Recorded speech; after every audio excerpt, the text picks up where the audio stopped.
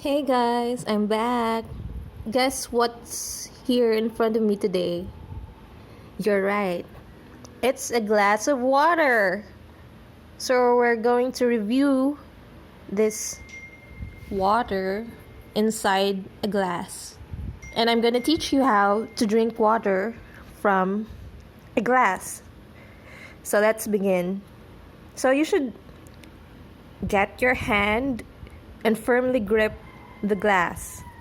Just grip it nice and tightly, but not a little too tightly.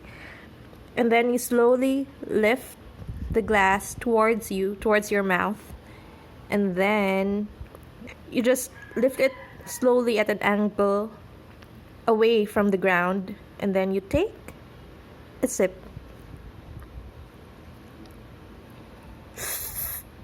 Okay. So that's how you drink a glass of water. See you around.